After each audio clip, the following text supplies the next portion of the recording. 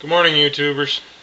Um, it's been about a week or so, I suppose, since I put up my video asking for questions, and I've received quite a few questions, so I figured I'd go ahead and get them answered.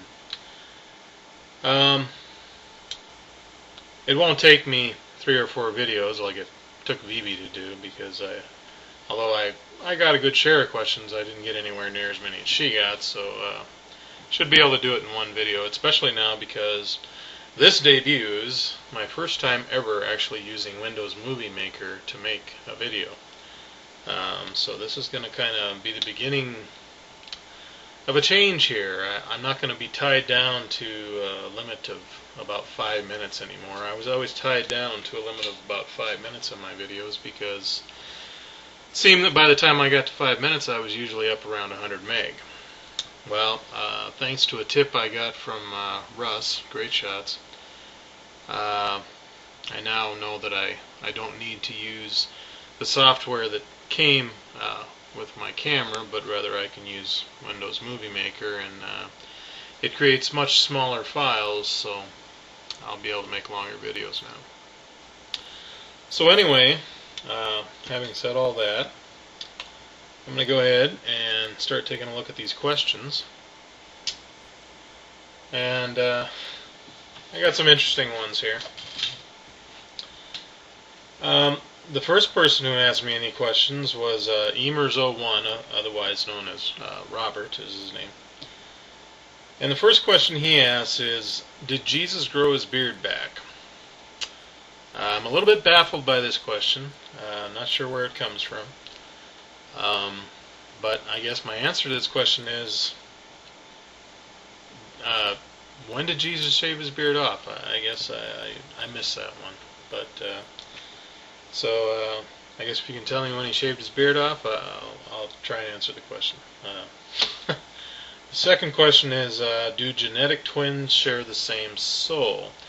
My answer to that would be no, because even genetic twins have their own individual minds, and your soul, spiritually, is a representation of your individual being, your individual mind. So that would be a definite no. The third question is, do angels have sex organs? That would also be a no, because angels were created as spiritual beings. We're never told that they were put in a position to reproduce. So, at least nothing clear to say that, so I really would have no reason to believe that they would have sex organs. Okay, the next person is Russ, Great Shots. And his first question is, if you found out that you suddenly had the ability to make any person on earth a true believer in Christ simply by speaking a certain magic word, would you use that power? That's a really good question, Russ. And I have to think that a lot of Christians would say, yeah, absolutely, of course, I'd want to get as many people saved as I possibly could. My answer to that question, however, is no. And the reason it's no is because I want to see true conversions to Christ. I mean, I believe Christ is worth being real with. Okay, that a true conversion to Christ is the most valuable thing we can know in this life. And I believe very strongly that God gave man free will. There's some Christians who don't believe that. There's some Christians who believe that God basically preordained who would and would not follow him in this life.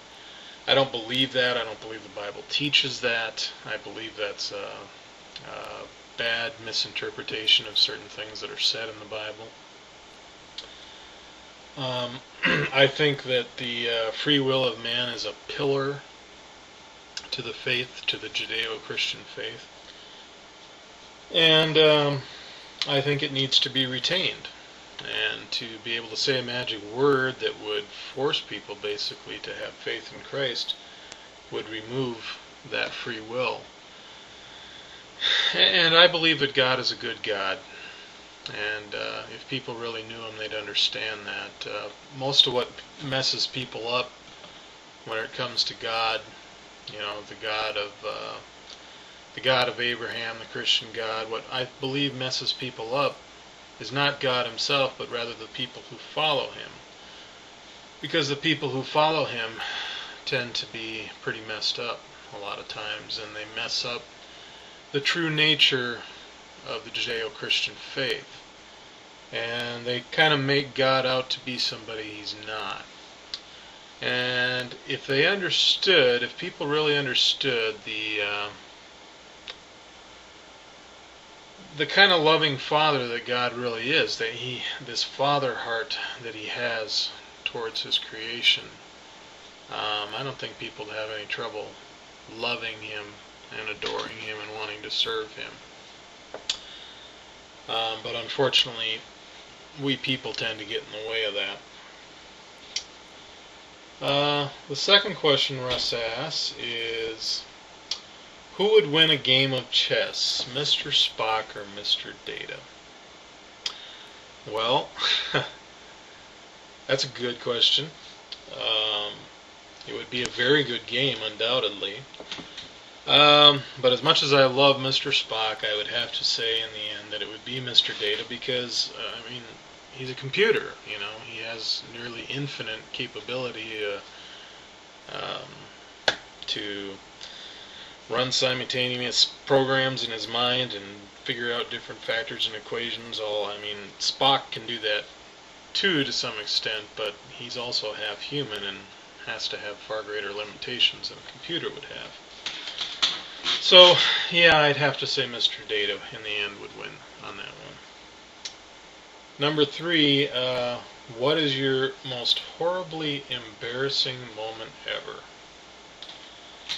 Well, that would probably be when I was in about 7th grade. I went to school in a very, very old building. And this very, very old building had very, very old desks. And unfortunately, I was already rather overweight, even at that point in my life. And I went into class one day and I sat at one of these desks and it just completely collapsed, fell to pieces. And of course everybody in class laughed at me, and basically it was, oh yeah, Mike's so fat he busted the desk, you know. So that's probably what stands out as my most embarrassing moment. Let's see. That's it for Russ.